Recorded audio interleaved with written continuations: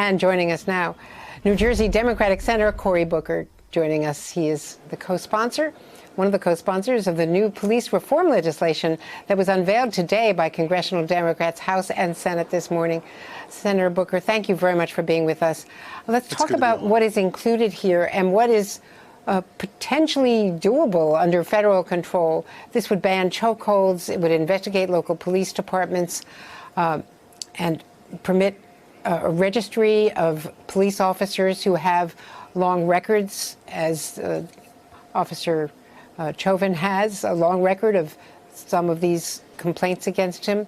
It would also have, as well as this national database, ban no-knock warrants.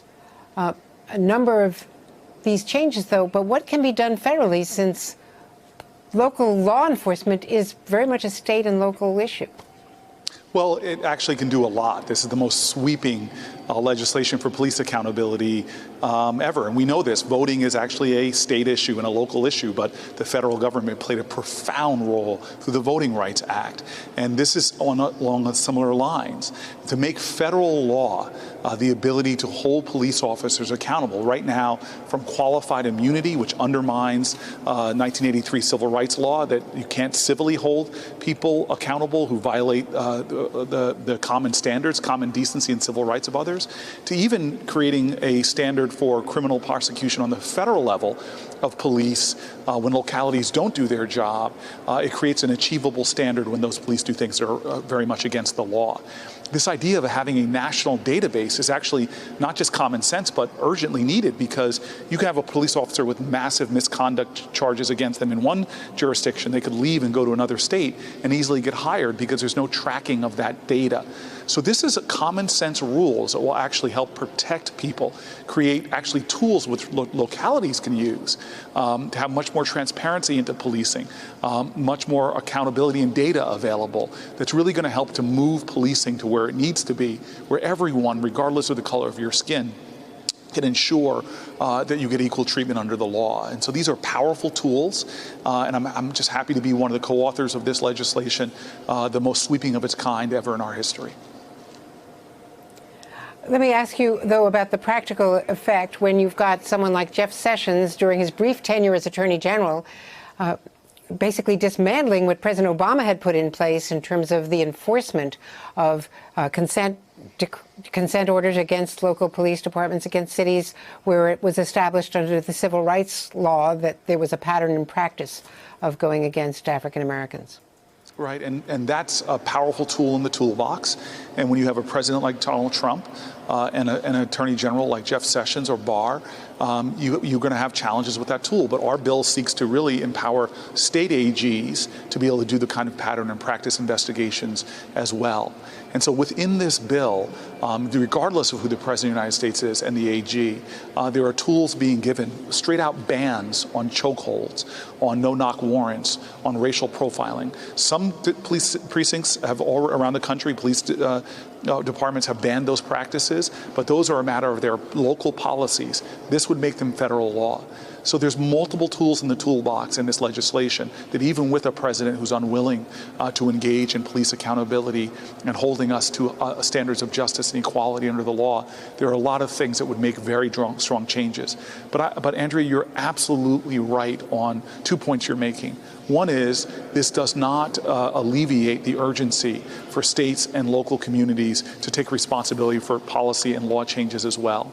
And on a bigger issue, it doesn't take away all of our common sentiment, which I think is very common on both sides of the law. We understand that we right now are a nation that treats drug addiction with prison and police as opposed to access to treatment. We are a nation that overwhelmingly treats people who are struggling with mental illness with police and prisons and not access to mental health care. We are a nation that has criminalized poverty. Anybody who's had warrants out for their arrest because of their inability to pay traffic tickets knows that we have a nation that gives different law to different people depending on their incomes. And so there's a lot of things that we have to, as a society, make a commitment that people who are vulnerable, that we are going to do things to invest in community dignity, community strength, as opposed to trying to treat this with policing and jails, which is so much more expensive and actually worsens the problems that we claim we're trying to solve. Let me ask you about a political backlash potentially to the whole protest demand of defunding police.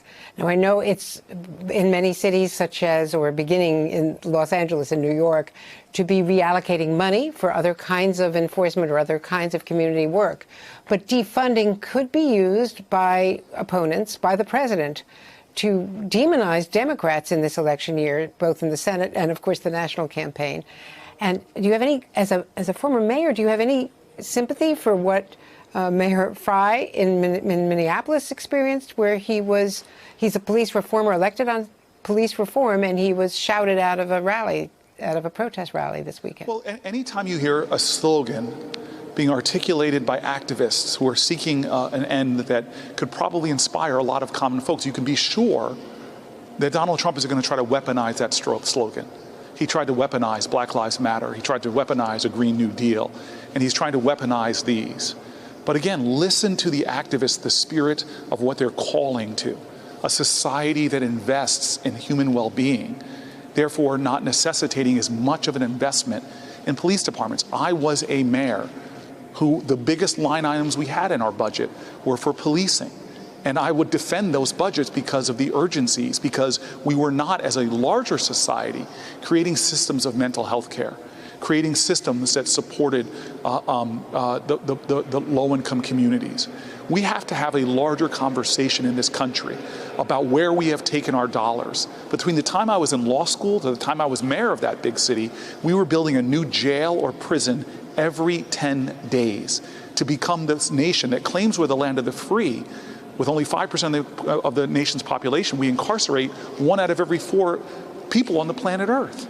That is a distorted, dystopian present, that we are such an over-incarcerating body, when there's actually independent studies that just do a balance sheet analysis that it would be so much cheaper to invest in elevating human potential with health care or drug treatment than it is to incarcerate those folks and then release them back on the streets where they're more traumatized, more hurt, more vulnerable, and unable even economically to get jobs or the kind of things that can sustain them. This is something that we all can commonly come together and try to do something about.